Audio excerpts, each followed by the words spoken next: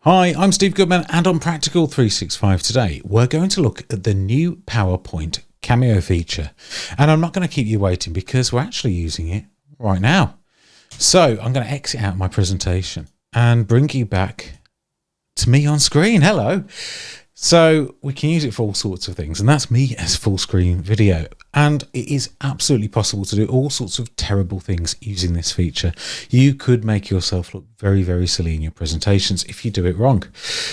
I'm going to show you how not to do it, but I'm also going to show you how to do it well. And I'll give you some examples of where techniques like this have already been used successfully. Now, at the moment, you can't use it everywhere.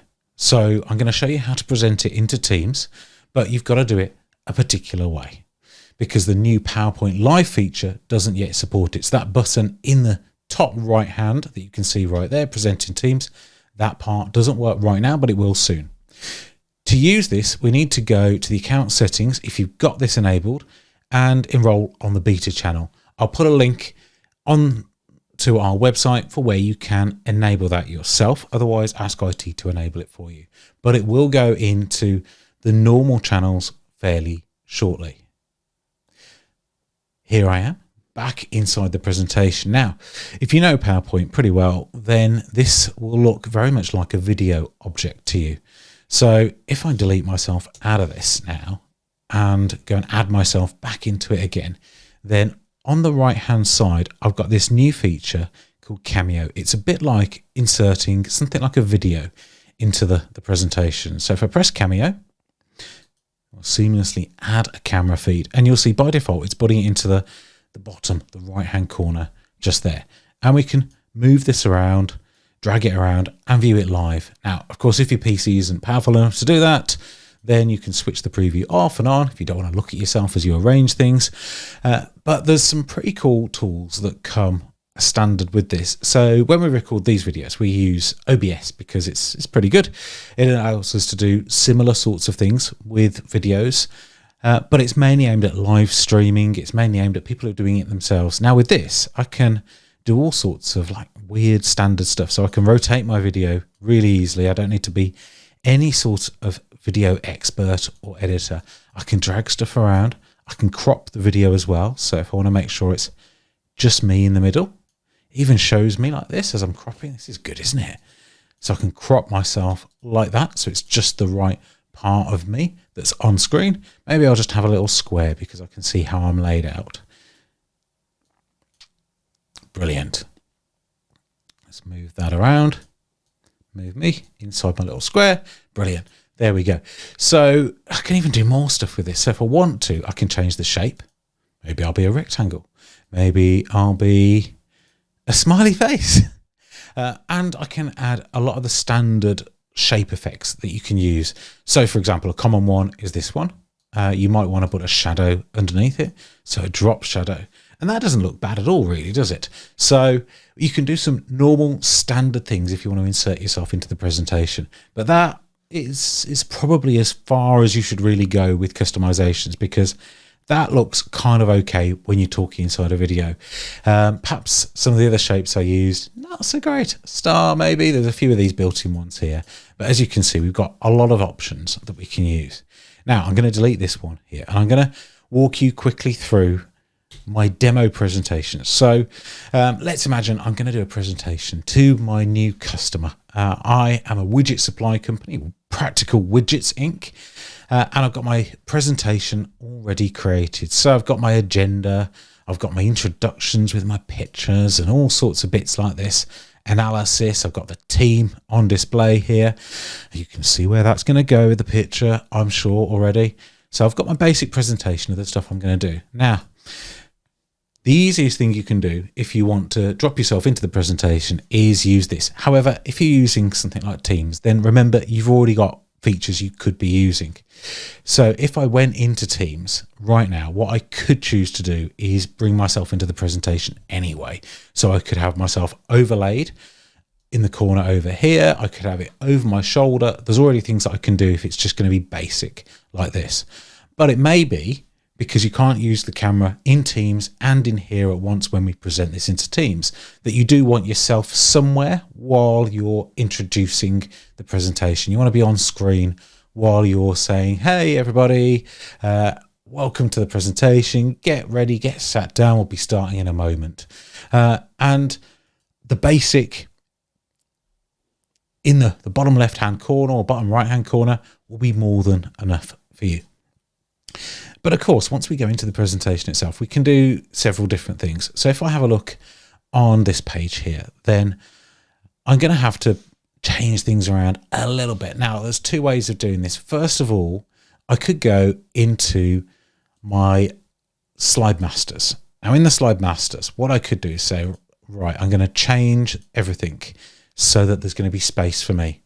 So one common thing that you'll see in a lot of online presentations these days is that to make best use of the presented screen real estate, then this section here, or half of the screen, or 2/3 of it, or 1/3 of it, is being used for video, with the other sections being used for normal stuff, such as the presentation content. So by editing our slide masters ever so slightly, we give ourselves room to insert ourselves into the presentation itself. And I can do this in several ways. One, I can do it on a slide-by-slide basis, but here I'm going to drag this over so it's going to be consistent all the way through. Now, if I close my master view, that's not perfect, but you can see that now I've created myself some space to insert myself in as a cameo. So if I add myself in again there, hello, there I am, then I can expand that. I'll make that pretty much full size. And then in the camera tab at the top, I'll choose crop. I'll move that over. And then inside this, I'll move me over. I might need to adjust my seat a little bit there to get in perfect position. As you can see, now when I'm presenting, then it should be perfect. So if I go to slideshow and I go from the current slide and put that full screen, what the audience is going to see when I present this in Teams is me alongside the content. Now that is really easy to do. It doesn't look overly flashy either, but it's quite effective because I can talk and then my content is, you have to remember where it is, on my right hand side. So I can talk to what I'm talking about and it's not distracting you. This looks fairly natural. If you've seen some of the Microsoft Ignite stuff, then you'll remember that from there. What they've done is a similar method to get this. Now, it might be though that this isn't always going to be the right way to do it. You might want to be smaller in it. For example, if we've got a lot of information, then that's not going to leave a lot of space for me to squeeze myself in over the edge. Whilst I could do this, if I go and insert Cameo, again, I'll do what I did on the last one. So I'll copy that, paste this in over here. When I go to slideshow, when I go from current slide, what that's going to do is going to put me on the right hand side of the content. So it's on my left hand side now, which is perfect, right? It's perfect for what we might want to do. But of course, at the moment, I am talking to the audience. They should be looking at the content. So it might be that this isn't the right slide to do that in. And instead, what I might want to do is if I undo some of these changes a little bit, Control Z, I might want to then drop myself in a little bit like I did earlier in the presentation and just use the smaller version of me and put that in there. Now, the most important thing with this is consistency, right? So if we're going to pick a size, then let's pick a size that works. So I'll get that, Control X to copy it or to cut it. And I'll make that a little bit smaller. So I'll put it to about that size. So on the slides where I'm just going to be dropped in there, I'll Control V and I'll go to some of the other ones, the timeline one as well, perhaps Control V, and then it's at least going to be consistent across everything that people are going to see. Perhaps on some of the other slides though, I might go a little bit further. So on the agenda slide, I've got this circle. Wow, this circle is asking to be used for something. So we're not necessarily going to be over the top if we then go in and choose to drop a cameo in. And of course, that's quite easy to move over this. I'll size that over the top, make it to the height of it, and then I'll crop this to the right, move myself into the middle, and then I will, so I'll move that over a little. I'm going to drop that in just like that there. That's perfect. So I can talk to the agenda. Now, what I can do, of course, is choose when it's going to appear. So I could do all sorts of effects on this. Grow and turn. Oh my gosh. Remember, it's pausing as we do this. Zoom. Hello. So you don't want to be picking your nose while you do that. Swivel. There we go. Look, I'm talking and moving. It's only that moment that it stops. So if we go to slideshow and put that from the current slide, then our agenda can be on screen. I say, hello, everybody. I'm here to talk to you. Now, that is slightly terrible, but it's also quite good. You know, you've got to use these with the best effects. Some of these, you know, if you don't use this normally, don't start using it now. But a fade, you know, is going to be a lot better for this than throwing it in. And of course, in here, I'm going to start on click, so I can click to appear. And again, I'll do this on this one. I will copy, Control C, paste this across. I'll align that with the top red bar and on the right hand side. And then I'll expand the size of this so it's just over the top of it. And again, I can have a fade in. I would not recommend using any of these animations for video because they're fine, but you wouldn't imagine a professional video editor using them, you know, float in and so on. Like if we do this and put it full screen. Now, when I hit the button, is this going to be professional? Is this going to be the thing that makes your company look great? Hello, I've slowly faded in. A slow fade, it's fine, or just keep it there. Now, one thing to be cautious of is things like transitions, right? So for example, morph. Morph is a great transition, and it's really good if I've got content like this. All right, so I duplicate this, and I want to make morph move between them. That's good. It moves the content around, right?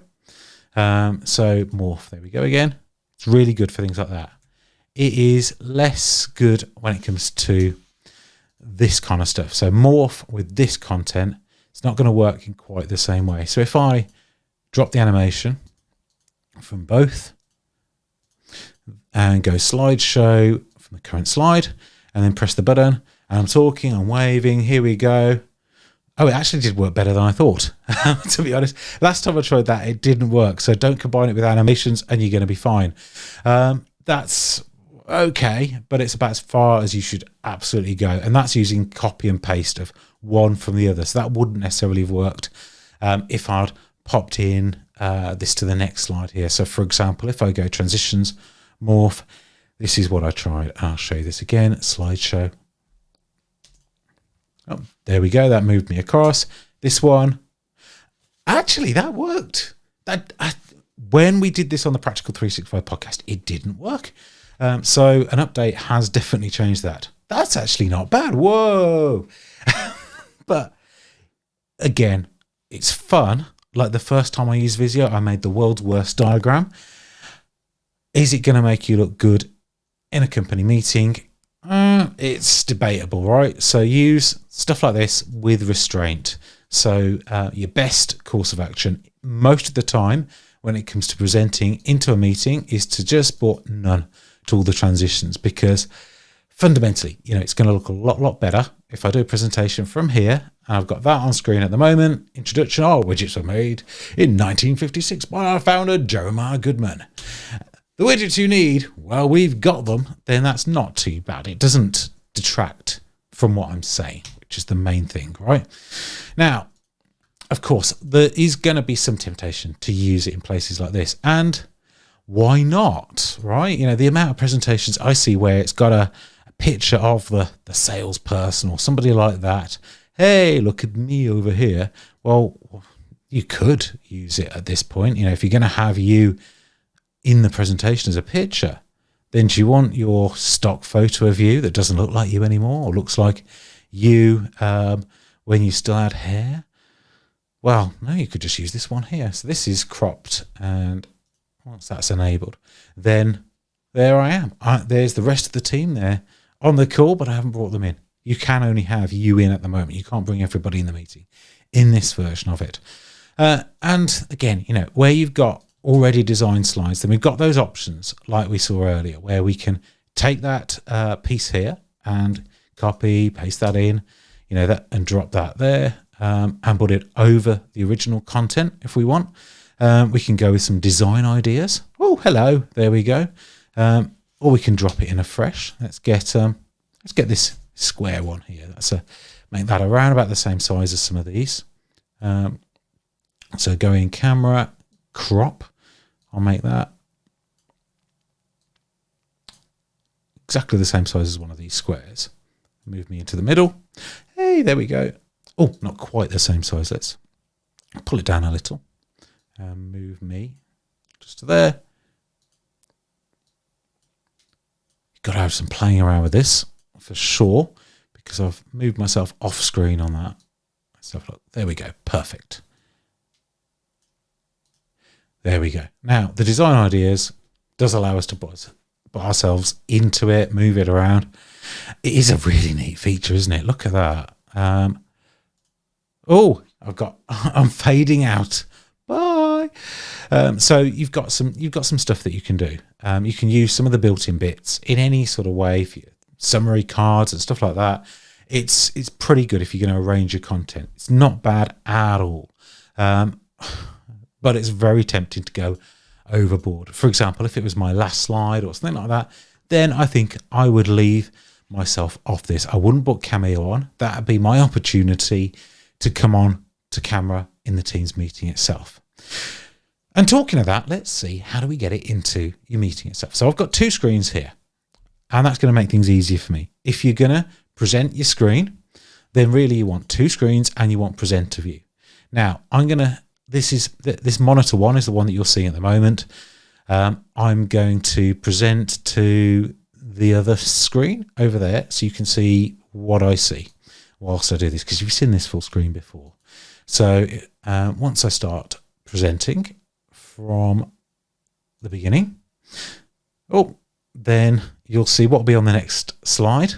That's a frozen me.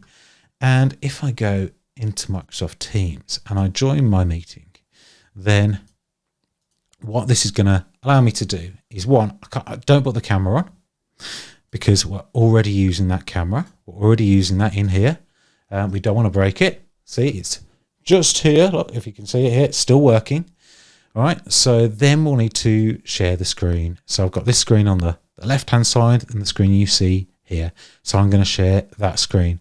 Now, of course, as I mentioned earlier, if these modes are better, then use these instead of the Cameo feature, right?